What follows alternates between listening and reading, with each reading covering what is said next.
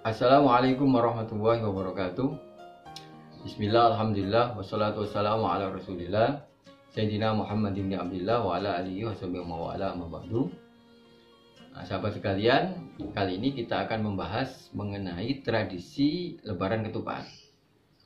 Lebaran Ketupat itu adalah lebaran atau lebih tepatnya syukuran atau tasyakuran yang dilaksanakan pada hari ke-8 bulan Syawal.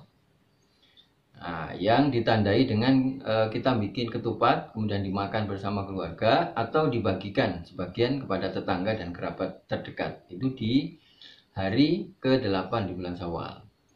Nah, kita tentu tahu bahwa pelaksanaan Lebaran Ketupat ini berkaitan dengan ibadah puasa sunnah 6 hari di bulan Syawal.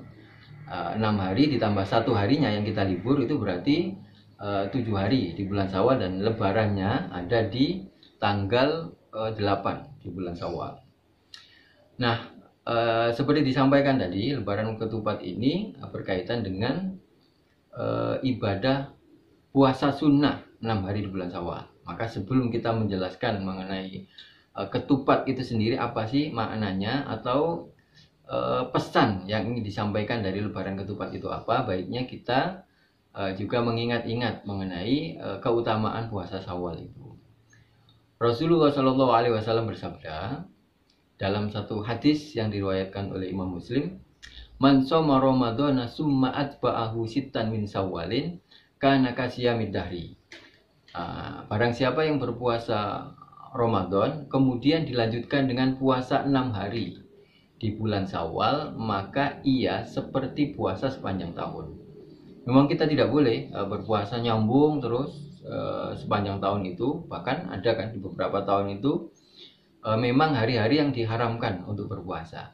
Tapi dengan berpuasa Ramadan kemudian dilanjutkan 6 hari di bulan Syawal, itu sama seperti puasa sepanjang tahun.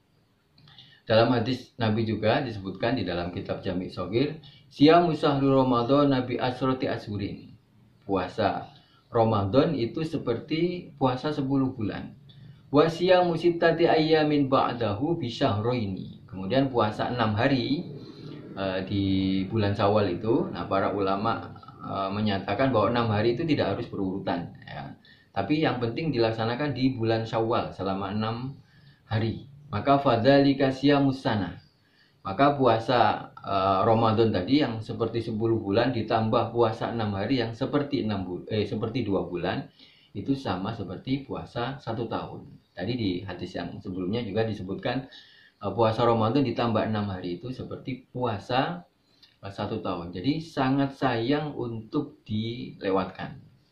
Nah, sahabat sekalian, terkait dengan keutamaan puasa seperti disampaikan pada bulan Ramadan yang kemarin itu, ada satu riset menarik terkait dengan kenapa 30 hari ya di bulan Ramadan. Nah, 30 hari itu adalah proses regenerasi sel, pergantian sel di dalam tubuh ini. Ada ilmuwan Amerika, John Berg namanya, yang meneliti kenapa sih 30 hari. Itu ternyata selama 30 hari itu terjadi proses regenerasi atau pergantian sel. Maka selama 30 hari itu kalau kita melakukan reprogramming ya, kalau bahasa komputernya, reprogramming sel-sel kita tidak hanya berubah dari sel lama menjadi sel baru, tapi juga kita mengganti sel-sel kita itu dengan sesuatu yang positif. Makanya di dalam puasa itu kan tidak hanya menahan lapar dan dahaga, tapi juga menahan dari semua hal yang dilarang agama, dilarang hibah, dilarang dengki, selalu positive thinking pada Allah dan seterusnya. Maka selama 30 hari itu setelah puasa itu kita dinyatakan kembali kepada fitrah ya, kembali berbuka, atau dalam pengertian lain kita seperti kembali suci ya. Kayaumin waladatuhu, seperti hari ketika kita dilahirkan dari rahim ibu, karena memang sel-sel kita ganti baru semua, kemudian yang negatif-negatif, perilaku negatif semuanya berganti menjadi positif. Nah, puasa 6 hari di bulan Syawal itu adalah memastikan bahwa tren positif kita selama bulan Ramadan, tren positif kita yang secara simbolis dilakukan dengan ibadah puasa, menahan diri dari makan dan minum, mengendalikan diri ya, kemudian mengendalikan dari hal-hal yang negatif itu, ketika kita bisa mempertahankan di bulan Syawal itu, maka mudah-mudahan dipastikan kesananya kita akan tetap bertahan, mempertahankan tren positif bagaimana kita mengelola diri kita di bulan Syawal. Makanya saya pribadi menyarankan buat ibu-ibu yang punya kodok puasa, ibu-ibu yang masih menstruasi punya kodok puasa itu kan rata-rata 6 hari, 6 atau 7 hari. Nah, lebih baik nyambung saja dilaksanakan di tanggal 2 sampai tanggal 7 atau kalau enggak di bulan Syawal lah. Nah, jangan ditunda-tunda. Itu merupakan kelanjutan dari puasa selama bulan Ramadan.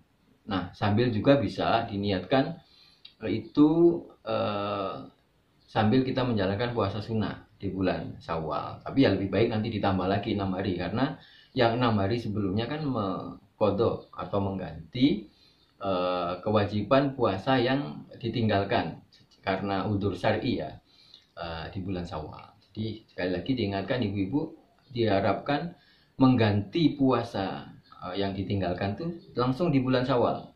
Jadi ini juga terkait dengan tadi proses regenerasi sel itu jadi tetap nyambung ya, tren-tren positif selama bulan Ramadan itu nyambung dan dipertahankan pada bulan Syawal.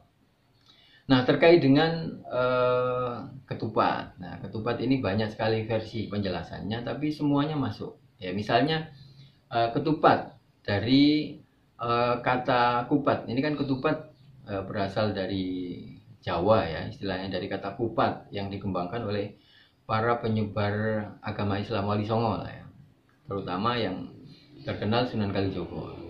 Nah, ketupat itu dari atau kupat itu dari kata ngaku lepat. Ya, dari singkatan dari ngaku lepat atau mengaku salah, mengaku khilaf, kemudian minta maaf kepada sesama manusia diwujudkan dengan cara memberikan ketupat itu kepada sesama ya, kepada keluarga dan tetangga terutama.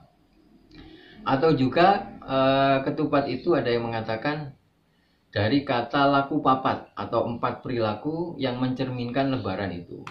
Jadi katanya ada lebaran itu sendiri, kemudian leburan, kemudian laburan, kemudian luberan. Nah, yang lebaran itu ya bebas, kita sudah menjalankan ibadah puasa, sudah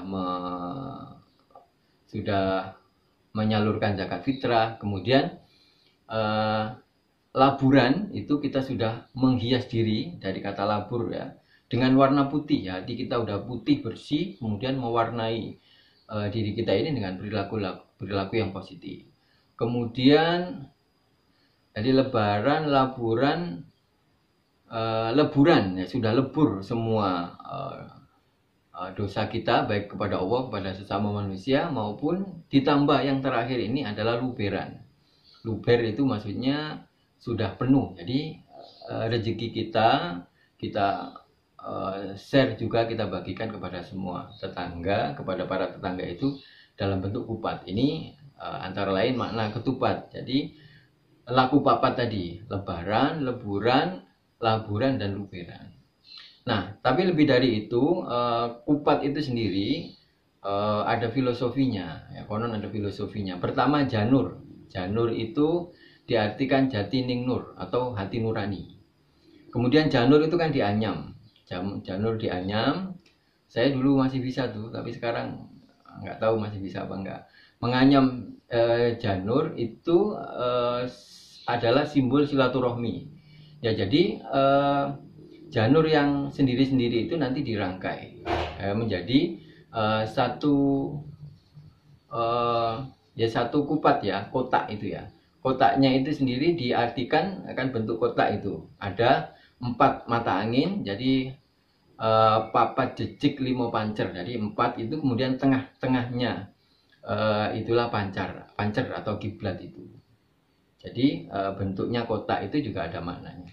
Kemudian kupat itu sendiri dan ngaku lepat tadi ya. Kemudian ada diisi beras. Beras itu menggambarkan nafsu duniawi yang disimbolkan dengan makanan pokok. Nah, kita kemudian kupat atau ngaku lepat itu dengan memberikan kupat yang sudah dianyam tadi itu, kemudian ditambah dengan sayurnya, lauknya, kemudian diberikan kepada tetangga. Itu secara simbolis menunjukkan bahwa setelah kita menjalankan puasa Ramadan, kemudian ditambah puasa sunnah, maka kemudian kita meminta maaf kepada sesama manusia yang secara simbolis diberikan dengan memberikan kupat itu. Wallahu alam bisawab. Tapi ini adalah salah satu cara ya para ulama kita itu secara simbolis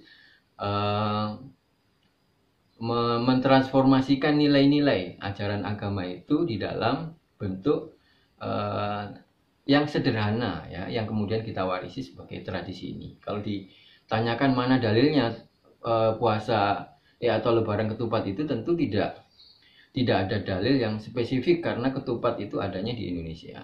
Nah, ini adalah nilainya adalah berbagi ya. Jadi setelah kita berpuasa Ramadan, kemudian kita berpuasa 6 hari di bulan Syawal, tetap ada puasanya, aspek puasanya ini.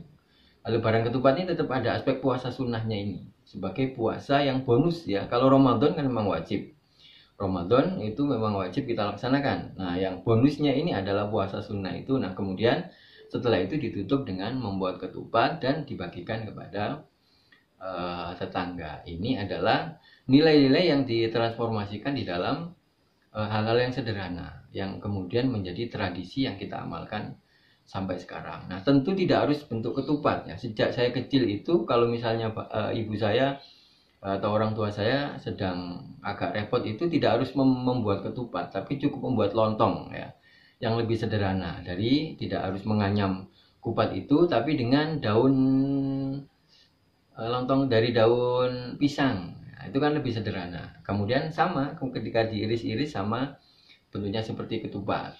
Nah, jadi bisa dalam bentuk lontong, bisa dalam bentuk gudeg kalau Jogja, bisa dalam bentuk masakan Padang atau apapun masakan yang bisa dibagikan kepada tetangga di tanggal 8 Syawal itu, atau tidak harus di tanggal 8. Itu maksudnya secara simbolis adalah sebagai bentuk syukur kita setelah menjalankan ibadah puasa wajib di bulan Ramadan ditambah puasa sunnah 6 hari di bulan Syawal, dan setelah itu kita menunjukkan rasa syukur, membagikan kepada sesama tetangga sambil kita minta maaf atas segala kelepatan atau segala kesalahan kita kepada tetangga, kalaupun ada, baik disengaja maupun tidak. Ini adalah salah satu dari hikmah tradisi dari lebaran ketupat ya. Mudah-mudahan ada manfaatnya buat kita semua. Assalamualaikum warahmatullahi wabarakatuh.